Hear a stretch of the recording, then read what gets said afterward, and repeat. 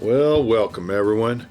Welcome once again to the campfire where we tell stories, enjoy camaraderie, and sit around this here fire. Well, it's really hot in the west and the south and, well, the east, I suppose. So, fire's not very big today, and we're kind of sitting back from it a bit. Nonetheless, it's there for ambiance, and I still enjoy company of my friends and a few family members here, so let's just get into it. Well, this is Hank Dillon, Bigfoot hunter, once again, and it's only here on the Hidden Corners. This is Project Silva, and Cryptid War Begins, Part 2. This is Part 2.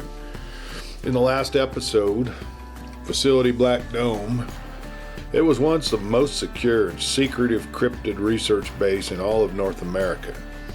Well, it's fallen to attack by the cryptids. Wade Dillon, Hank's brother, prominent Denver lawyer, was only trying to help his brother when he illegally hacked into the Black Dome camera feed and he witnessed the terrifying attack by the cryptids. He wasn't really sure what to do. Well, he made the one phone call that he never thought he'd have to make, to the man known only as Ghost Horse. And in doing so, he'd effectively forced the hand of the most top secret clandestine agency in all the United States. His actions, though morally motivated, has essentially pulled the lid off of a classified Pandora's box. Well, now, let's go on with this week's story. Wade Dillon had always known there were parts of his father's life that didn't really make sense. Not just the mood swings or the 1,000-yard stare he got sometimes when the TV's static had lingered too long on a dead channel, or when the wind hit the trees just right. It was the disappearances. When he and Hank, they were boys growing up on a cattle ranch outside of Roosevelt National Forest up in northern Colorado, their dad would sometimes vanish for days, sometimes weeks, and even months, always with just a single excuse. It's a hunting trip, boys, and I'll be back soon. He never said where, and never took a rifle. He never came back with any game. And their mom never asked, or if she did, she never pressed for the truth. She just stood by the window when it got dark, cigarette in hand, staring towards the tree line with tears in her eyes. It was hard on their marriage, so it was no surprise when Mom packed her bags and left for California. She'd always assumed another woman was involved, and after a time, the boys assumed that as well. Wade remembered it like it happened 5 minutes ago, the day their father passed away. His voice was hoarse, barely audible through the oxygen mask. The heart monitor beeped steadily, counting down the last hours of a man who had seen far more than he ever talked about. He took Wade's hand in his, locked eyes with him, and whispered, "If you or your brother are ever in trouble, I mean real trouble, like you ain't never known, you call this number." No explanation, no goodbye. On the slip of paper he handed Wade was one word, Ghost Horse, and a number, just 10 digits that burned into Wade's memory. Well, for years, Wade filed it away in a hidden compartment in his mind. Part of him thought his father had lost his mind. Another part, buried and silent, knew better. Now, standing in the radioactive silence of Black Dome's aftermath, Wade realized something chilling. His father had known about Black Dome, about creatures like Test Subject 013, about the programs buried under 20 layers of deniability. And Ghost Horse? Who was he? Someone who answered only when the balance tipped too far? Well, what Wade didn't know was that the legacy of their father wasn't bloodline or land or a name on a mailbox. It was this, the hidden war, the lies, the shadow kingdom their father had once been a part of. How was he going to tell Hank? Somewhere in the high desert, far from roads or towns, Ghost Horse opened his eyes. He'd been asleep. Well, not literally asleep, but in the kind of state that a man like him enters between missions. Just drifting, just waiting, living like a ghost in a world that he no longer recognized. But now, the call had come. The name Wade Dillon had lit up in the encrypted relay. Merle's boy. Merle Dillon. Hadn't thought about him in years. The message read, Facility Black Dome compromised. Subjects breached containment.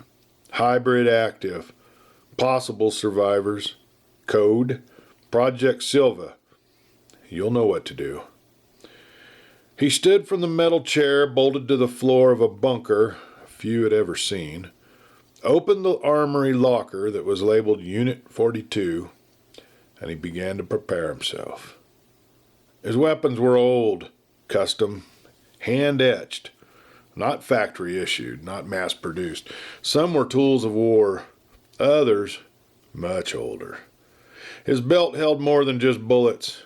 He packed talismans carved from bone, silver spikes wrapped in leather, and a small vial of highly corrosive black sand from Uzbekistan. As he stepped into the lighted corridor, the bunker's generator kicked on. The horseman was riding again. Wade's office stank of burnt coffee. Hank paced the floor of the high-rise, taking in the view of the city lights. "What's this about, Wade?" he asked his brother. He could see how visibly shaken he was, something he couldn't remember ever seeing before. Wade rose from the desk and handed Hank a small slip of paper his father had once handed him. He'd memorized the numbers from the moment he saw it, but he still kept the scrap of paper, creased and yellow, like it might someday bleed out more answers. Hank stopped and turned to his brother. "You called him?" Wade nodded, but didn't respond. "Tell me who the hell he is, Wade." Wade took a deep breath. "Well, I don't know exactly, but Dad did." Hank scoffed. "That's comforting." Wade's face was pale and serious, almost like the day he delivered the news of their father's death.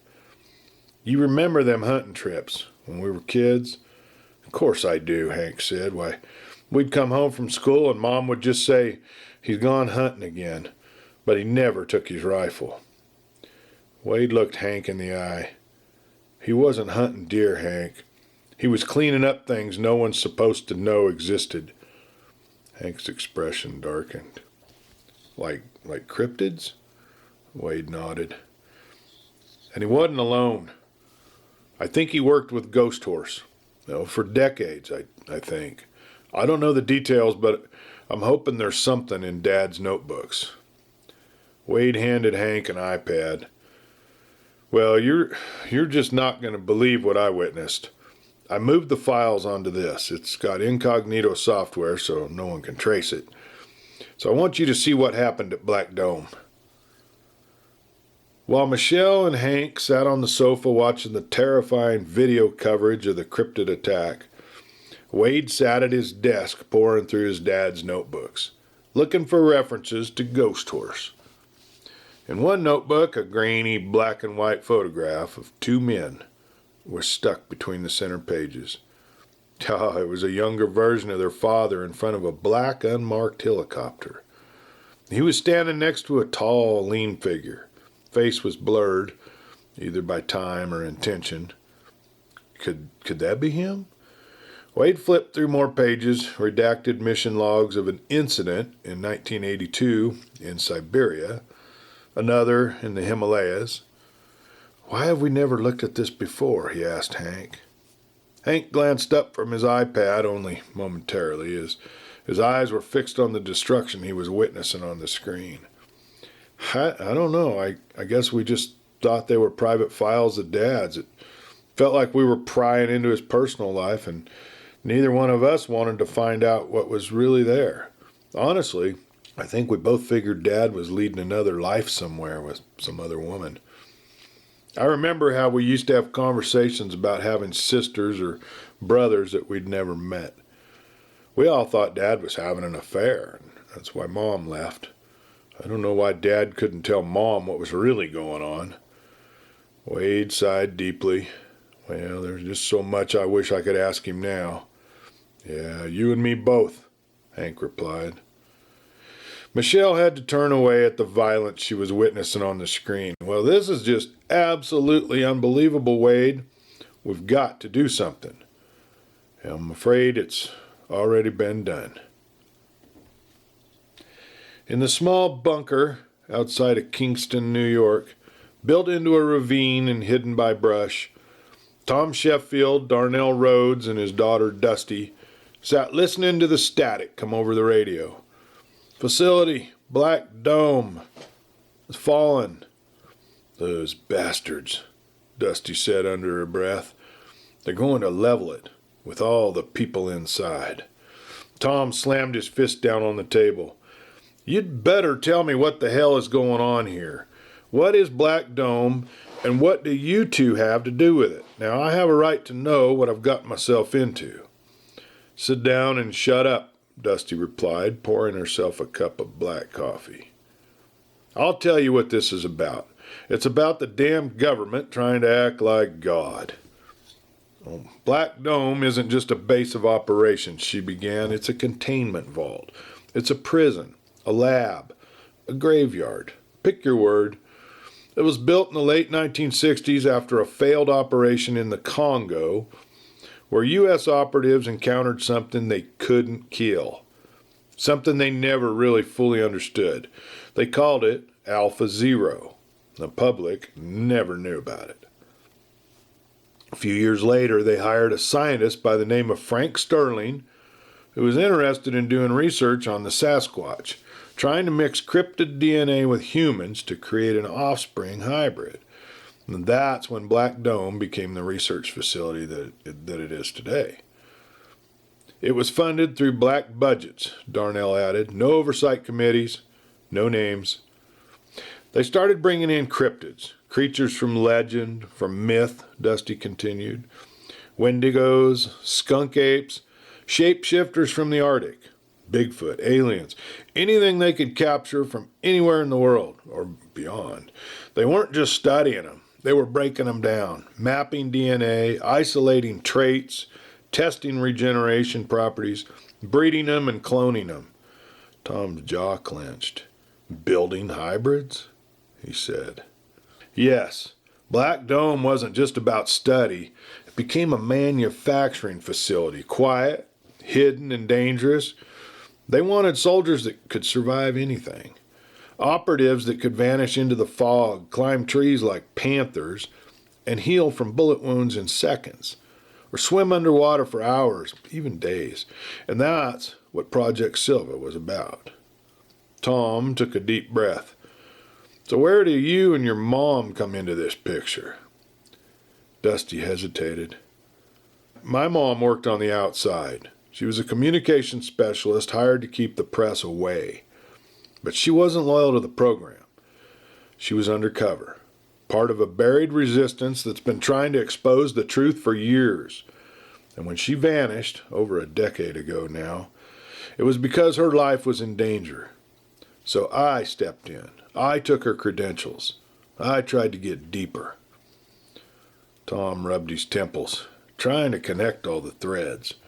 Well, there was a long silence before he replied. So, what happens now? Dusty stared into the flames. I'm afraid they're going to take it all down.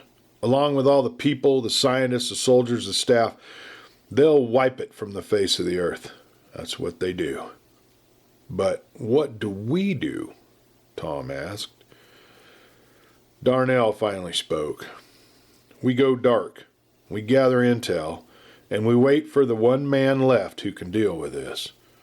Tom raised an eyebrow at that. Who's that? Dusty and Darnell exchanged a glance. A ghost, Dusty said. A man the agency tried to bury a long time ago. Darnell stood and picked up an encrypted satellite phone. His name is Ghost Horse, and if the legends are true, he's already on the move.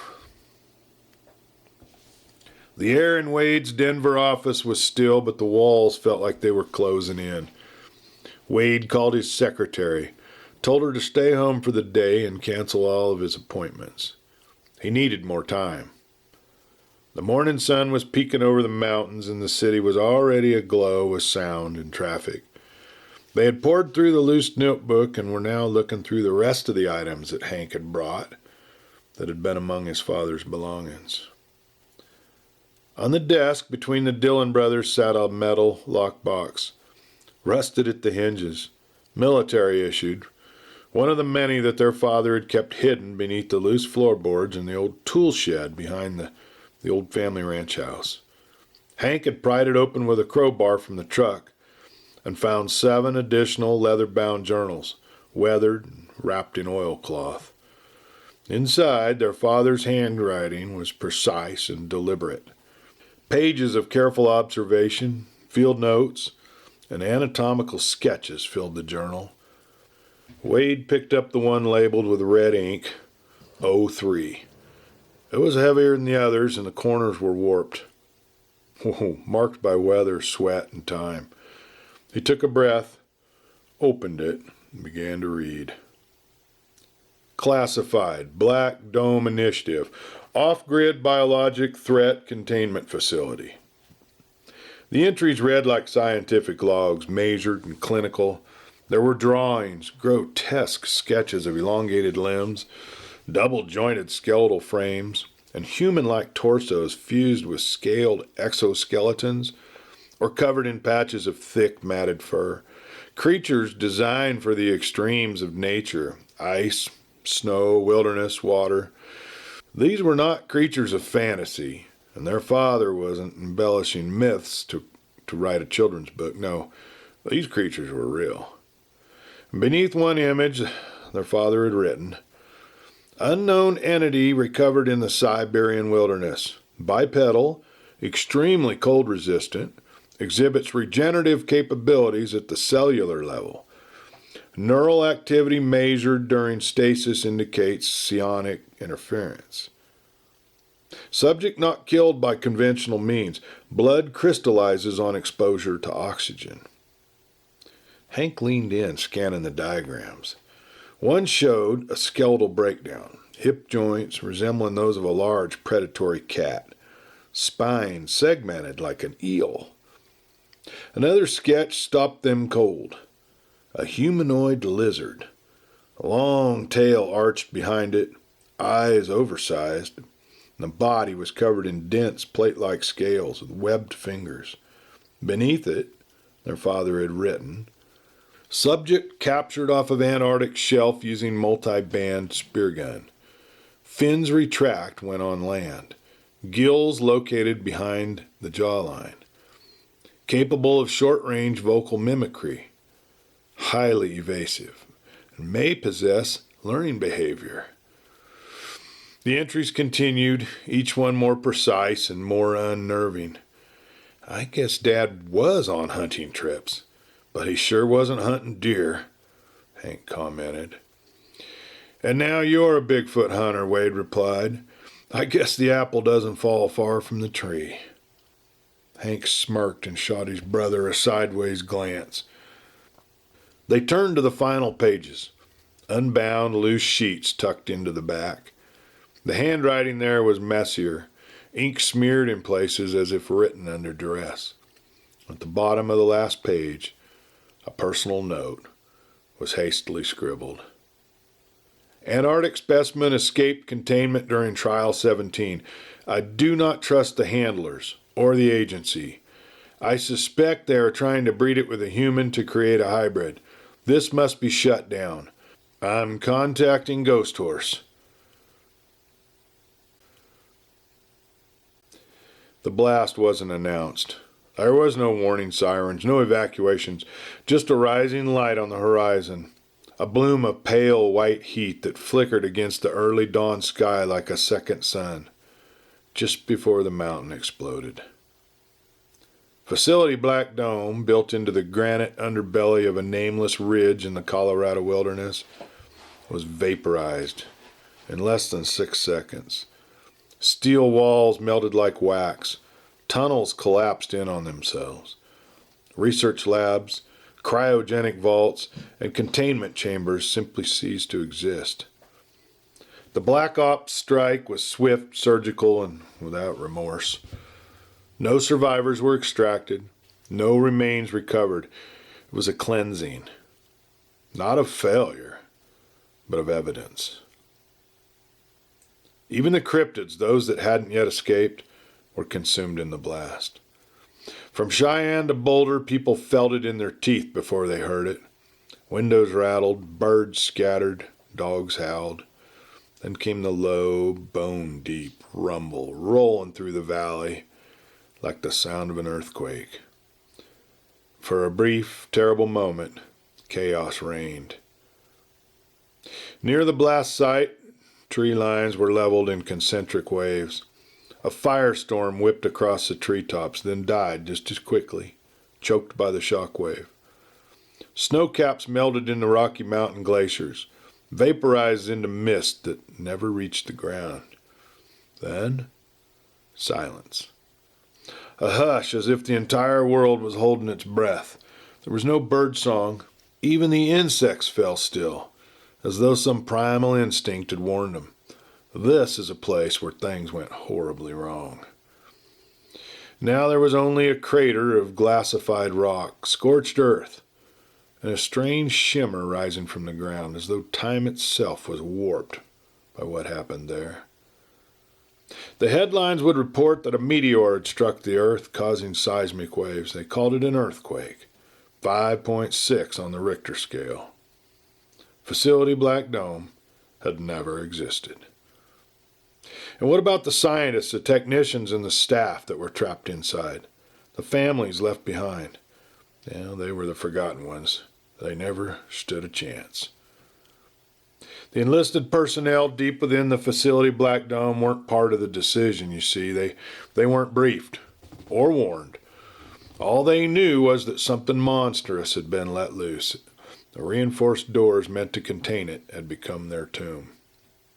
They were simply erased, filed under non-existent, with no remains, no death certificates, no folded flags handed to weeping spouses.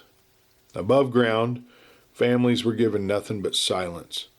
No phone calls, no condolences, no names on any memorial wall.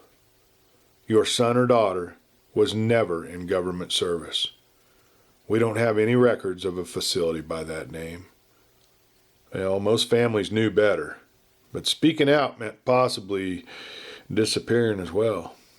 And in the days to follow, a few would try, a few would ask questions, but their search for answers would be met with sealed doors, wiped data, and anonymous threats. Most of simply waited for the check to arrive. As the early morning sun bled red through the desert, Ghost Horse rode along the broken flats on a Palomino stallion, its hooves kicking up low curls of dust. The image could have been lifted from a forgotten reel of an old western, except the man in the saddle didn't wear silver spurs or a six-shooter, just a weathered coat, a flat-brimmed hat, and eyes that had seen things most just wouldn't believe. His bunker, a carved-out fissure in the side of a rock formation scarred by time and wind, was hidden so well you could walk right past it and never know it was there. No tire tracks, no trail markers, only sun-baked stone and the occasional sound of a rattlesnake. He kept the horse tethered out near a dried-out creek bed and made the slow ride every few weeks to an old high pasture, where an ancient farmhouse sat quietly under the weight of a forgotten century. His rig, an armored hybrid built for desert ops, was tucked inside a lopsided barn with doors too stubborn to close all the way. The old couple that ran the place had long stopped asking questions. They were like him in a way, survivors of a different age, people who understood that silence was a kind of a currency, and curiosity could get you killed. Well, there were others like him, scattered across the valley and beyond. Desert rats, they were called, men with wind-scoured faces and names that no longer appeared in any database. Men who wore dust-like skin, veterans of too many wars. Some of them fought in silence. Some of them fought against things that didn't bleed red.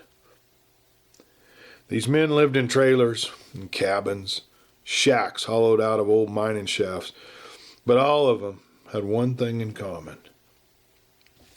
They didn't trust a government that had stopped being accountable long ago. In their opinion, the cities had gone mad, rules rewritten, history whitewashed.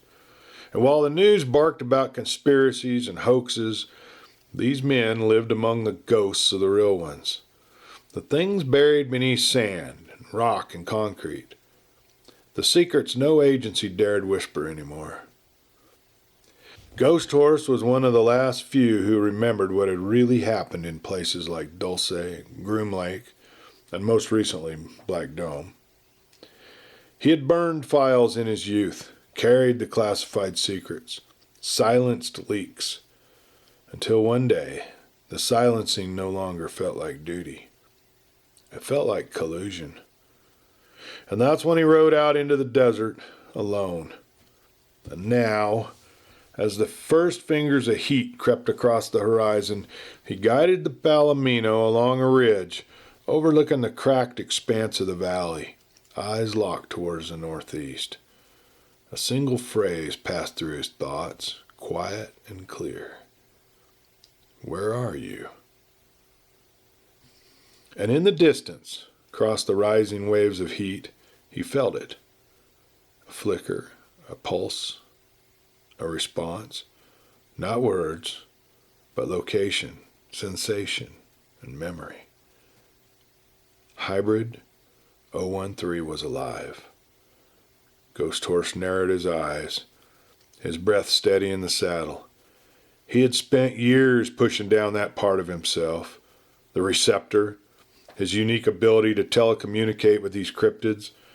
It was the side effect of exposure to too many classified frequencies. Psychic bleed over from time spent near things never meant to be studied, let alone understood. But the ability had never gone away, and now pulsed like a beacon. You're not gone, he whispered. You're running. He clicked the reins gently and turned towards the old farmhouse. It was time to gear up. Black Dome was a long way from Death Valley. But the past had finally come calling, and war was about to break loose.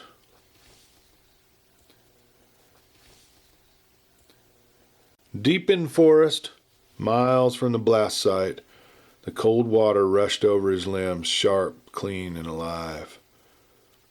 Hybrid 013 crouched in the shallows of a fast-moving stream, his skin flexing and shifting with each breath.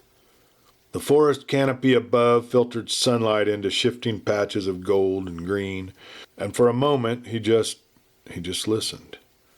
No metal walls, no containment glass, no humming machines, no pain. He was free. And for the first time since he could remember, though his memory was not linear, not organized like the humans who made it, he was no longer bound to Black Dome, no longer sedated, no longer tested, monitored, measured, isolated. It took an uprising to do it, but now he was free. He felt the air on his skin, the soil beneath his clawed feet, and he felt the pounding of his heart, unfiltered by dampeners or biometric restraints. His body still bore the marks of containment. Scar tissue along the left flank where the injection ports had once been.